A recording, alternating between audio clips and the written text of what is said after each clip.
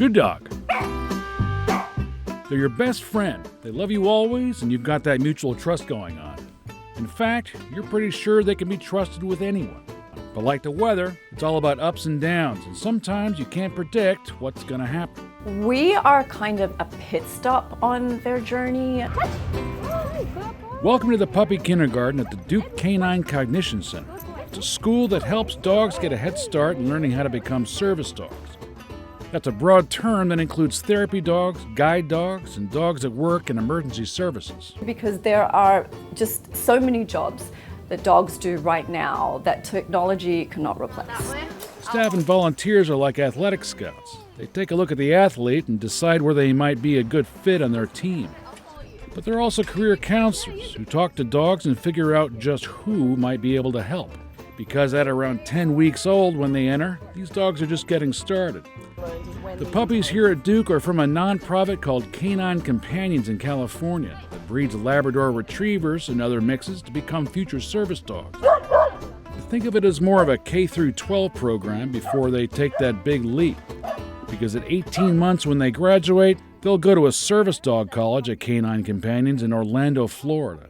And that's when they learn to do things like, load and unload a washing machine, or help people turn the lights on and off, open drawers, pick things up that they've dropped. So that's the intensive period, and it's so difficult to be a service dog.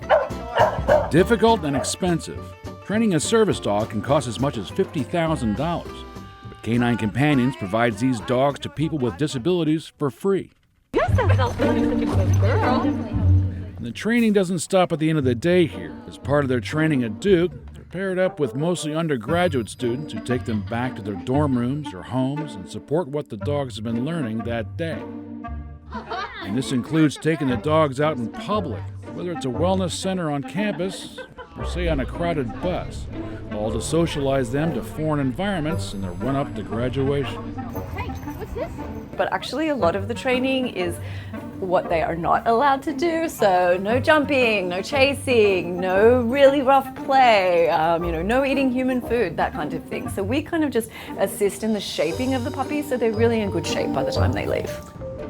Puppy Kindergarten's goal is to figure out how dogs develop. Better said, what kind of personalities they have. So first they need to get to know the puppies better.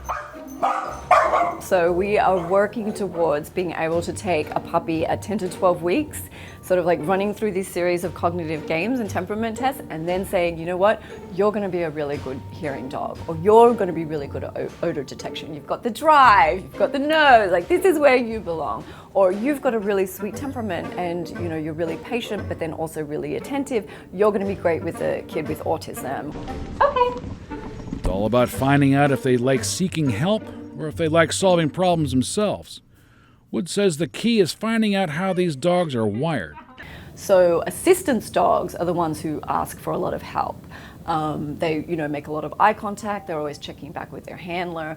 But a military working dog, like a dog who is needs to search and discover things like drugs or bombs, they're the ones who are really the self-problem solver.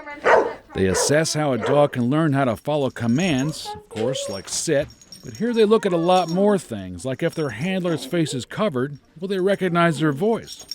Or how do they maintain eye contact? Do they prefer one stranger more than another? Oh my God, I want to die. Wood says there are strategies to predict who a dog is. She says her favorite test is called the impossible task. We put a treat in a container and the puppy learns how to kind of nudge the lid out of the way and get it. And after the puppy's done that for a couple of times, then we lock it. And then we just kind of see what the puppies do. Puppy, look.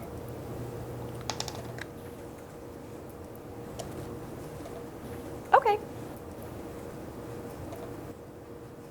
So he's just learning right now that he can get the treat. So this is the possible part of the impossible task, and he's kind of learning that he can solve the problem on his own, that there's a treat in the box, and then if he just sort of nuzzles around a little bit, he can get it. So now we're going to do something super mean. We are going to close the box, so what was possible now becomes impossible. And then the test is not actually whether he can open the box or not. The test is what he does. Like, what strategy does he try to use to solve this impossible problem? Are you ready for something really mean? Again, what they're looking for is a dog that can solve problems, which is a service dog's job number one. Okay.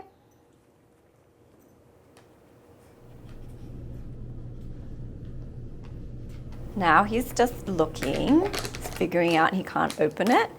And so what's he going to do? Is he going to try and solve the problem himself, or is he going to ask for help?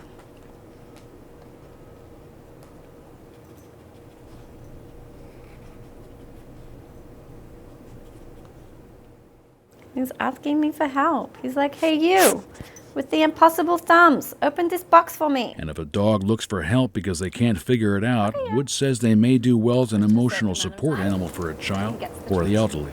These guys are all the amazing pets. Although Maestro down here, he's actually the ambassador for a really fancy hotel in like Arizona. He meets and greets all the guests. So, and then Odom, I think. No, not all will get a job as a service dog. In fact, only about half the students graduate. But Woods says don't worry. Those others get jobs as therapy dogs, hearing dogs, military dogs, and even household pets. So we want to try and figure out really early on. So then instead of being sort of like raised and trained to be a service dog, they can be raised and trained to be the dog that best fits the job that they are going to do. Thanks for watching. If you like science stories like this, click subscribe now for more Science-C and PBS North Carolina.